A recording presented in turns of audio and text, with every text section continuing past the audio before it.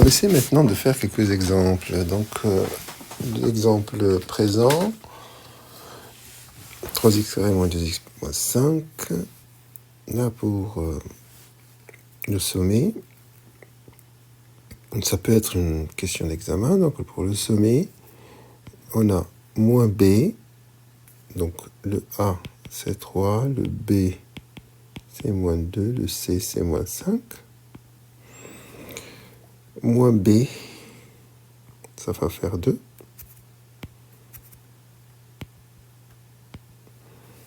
Sur 2a, 6. Et à côté, si je simplifie, j'aurai un tiers. Et à côté, je fais le calcul, 3 fois 1 tiers au carré, moins 2 fois 1 tiers, moins 5. Donc, c'est égal. 3 neuvièmes, moins 2 tiers, moins 5. Ça va faire 1 tiers, moins 2 tiers, moins 15 tiers. 1 moins 2, ça fait moins 1, moins 15, ça fait moins 16, moins 16 sur 3, c'est moins 8. Moins 7.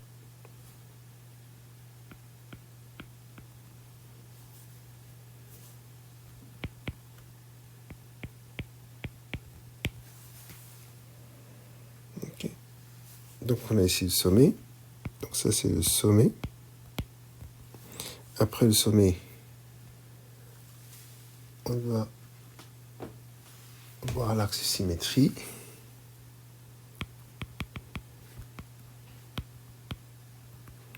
L'axe de symétrie de cette fonction, c'est la droite D, d'équation x égale moins b sur 2a, donc ce qu'on a ici déjà. Ça c'est l'axe de symétrie. La concavité, je le rappelle, A positif, vous avez quelque chose comme ça. A négatif, vous avez quelque chose comme ça. Ça c'est convexe. Et ça c'est concave.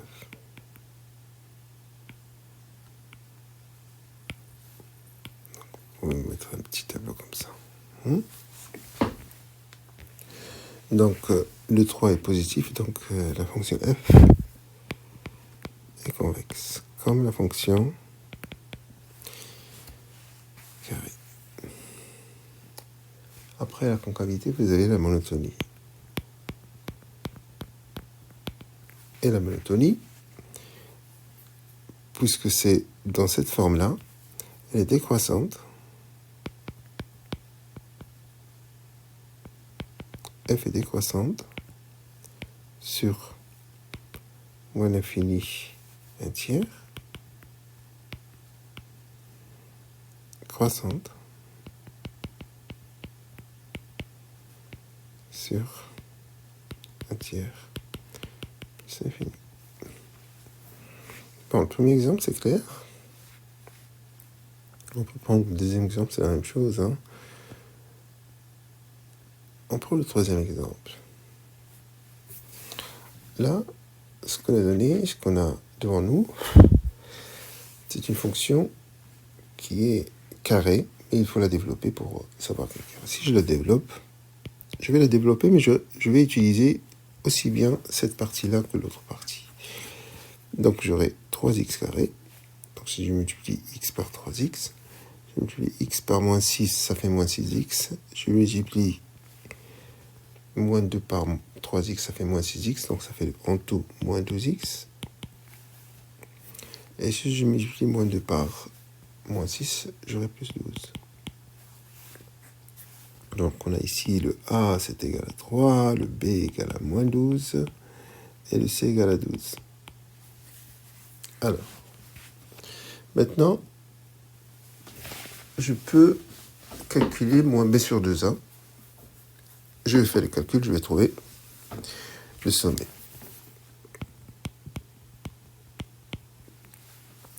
Mais je vous propose autre chose. Si vous vous rappelez comment on a trouvé le sommet c'était le milieu entre les deux solutions. Alors que là, si vous mettez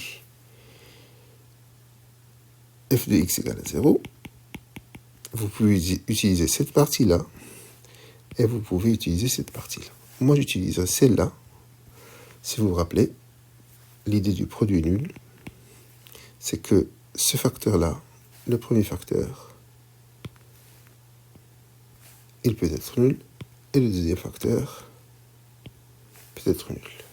Et là, je fais rapidement, parce que j'aurai x, pour le premier facteur, j'aurai x égale à 2. Si j'ai x égale à 2, j'aurai 2 moins 2 égale à 0. Et dans le deuxième facteur, c'est la même chose. Si je mets x égale à 2, j'aurai 3 fois 2 moins 6. J'aurai aussi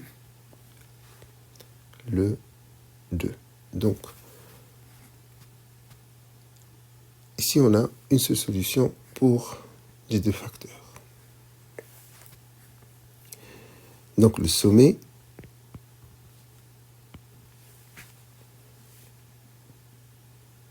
serait le milieu entre ces deux solutions, ça serait aussi 2. Et je sais que l'image de 2, c'est 0. Et voilà le sommet. Après, vous allez avoir l'axe de symétrie.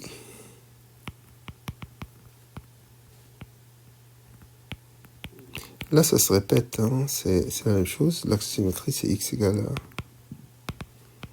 à 2. Après, vous allez avoir concavité.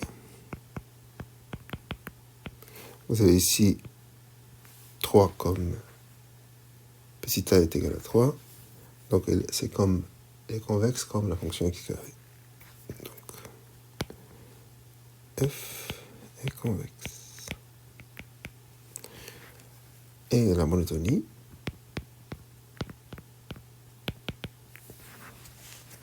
donc décroissante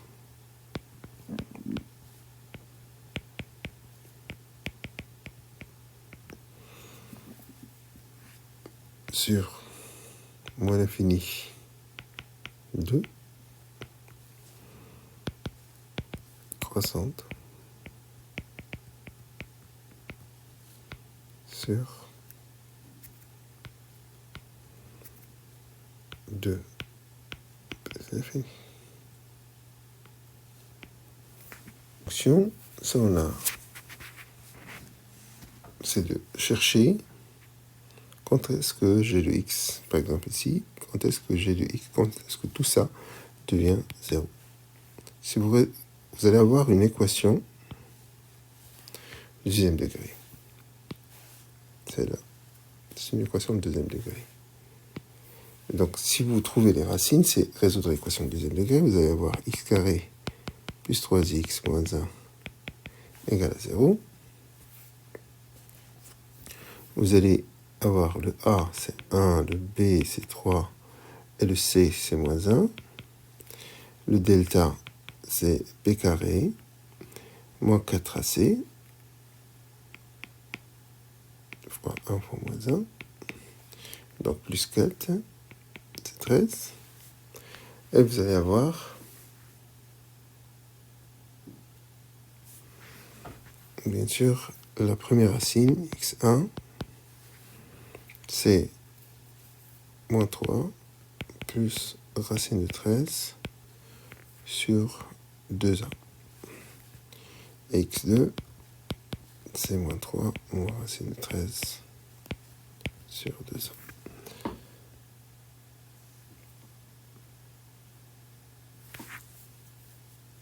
Maintenant, l'exercice suivant, quelles sont les racines de la fonction du deuxième degré?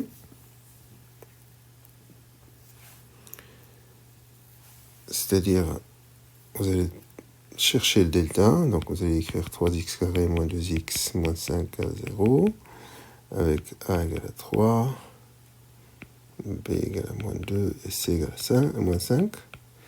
Vous allez chercher le delta, c'est b carré moins 4ac, donc c'est 4 moins 4 fois 3 fois moins 5.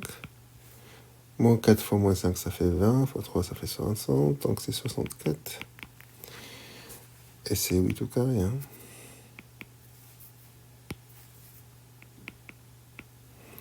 Donc pour x1, pour la première racine, vous allez avoir moins b, donc 2, plus racine delta, 8 sur 2a, sur 6, qui va faire 10 sur 6, qui va se simplifier en 5 tiers. x2, vous allez avoir 2 moins 8 sur 6, donc moins 1.